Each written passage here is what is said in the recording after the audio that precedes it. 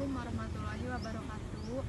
Perkenalkan, nama saya Erlis Nolisa Tunupus, perwakilan dari kelompok 1, mata kuliah Pendidikan Bahasa dan Sastra Indonesia. Saya dari kelas BSD semester 4, program studi Pendidikan Guru Sekolah Dasar, Fakultas Ilmu Pendidikan, Universitas Muhammadiyah Jakarta. Di sini saya akan menjelaskan tentang rencana penelitian observasi di SDN Rempoa 1, dan saya akan menjelaskan tentang pengertian sinonim dan antonim.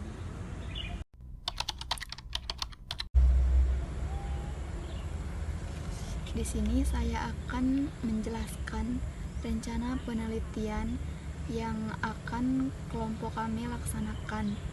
Tempatnya yaitu di SDN Rempoa 1. Yang akan kami observasi yaitu kelas 5, kelas 5A, dan kelas 5B. Semester 2. Jumlah siswa ada 80 siswa dari 2 kelas.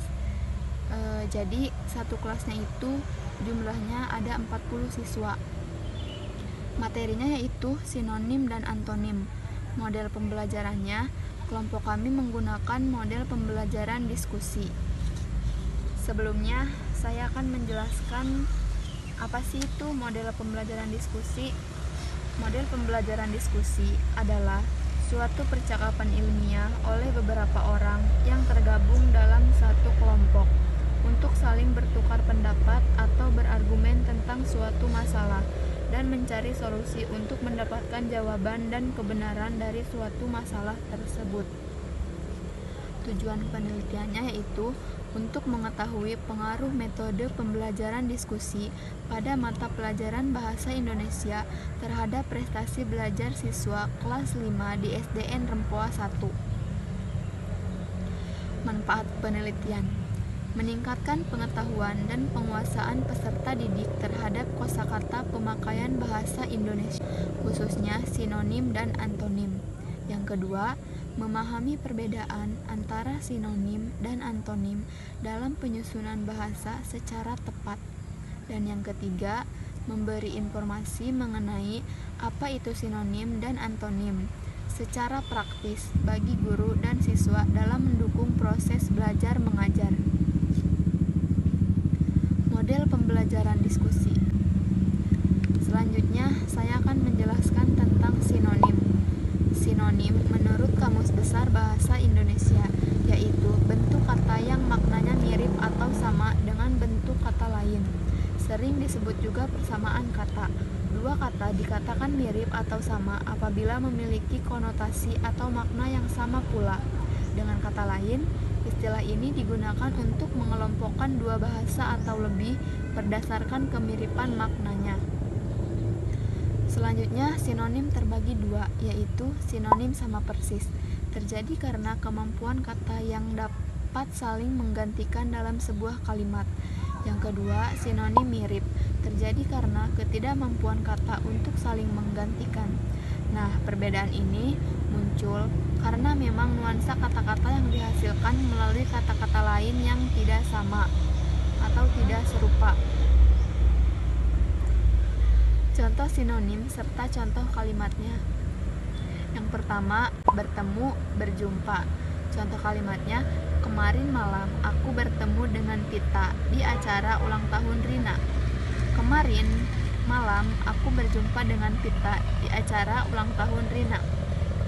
Nah, di antara dua kalimat tersebut memiliki makna yang sama. Yang kedua, hewan, binatang. Contoh kalimatnya yaitu ikan paus merupakan salah satu hewan terbesar di dunia. Ikan paus merupakan salah satu binatang terbesar di dunia. Nah, dalam dua kalimat tersebut ada kata hewan dan binatang. Dan apabila disatukan dalam suatu kalimat, meskipun kalimatnya berbeda, tetapi maknanya itu sama. Kemudian yang ketiga, ada bahagia, senang. Contoh kalimatnya yaitu, hal yang membuatku merasa bahagia adalah ketika bertemu denganmu. Hal yang membuatku merasa senang adalah ketika bertemu denganmu. Dan masih banyak lagi yang lainnya. Selanjutnya ada antonim. Menurut Kamus Besar Bahasa Indonesia, antonim yaitu kata yang maknanya berlawanan dengan kata lain. Antonim disebut juga dengan lawan kata. Antonim sebenarnya mudah dipahami jika sinonim sebuah kata diketahui terlebih dahulu. Artinya, antonim dapat memberi pengertian bahwa bentuk dua kata saling berlawanan arti atau berlawanan kata. Contoh kata anonim dan kalimatnya. Yang pertama, asli, palsu. Contoh kalimatnya, gado-gado merupakan makanan khas Betawi dan asli dari Indonesia. Polisi menemukan produksi uang palsu di sebuah rumah kontrakan di kota Bekasi. Nah, dalam dua kalimat tersebut itu mengandung contoh kata antonim, yaitu kata asli dan palsu. Yang kedua, banyak, sedikit. Contoh kalimatnya, kakak mendapat banyak hadiah saat ulang tahunnya. Tamu yang menghadiri undangan tersebut hanya sedikit.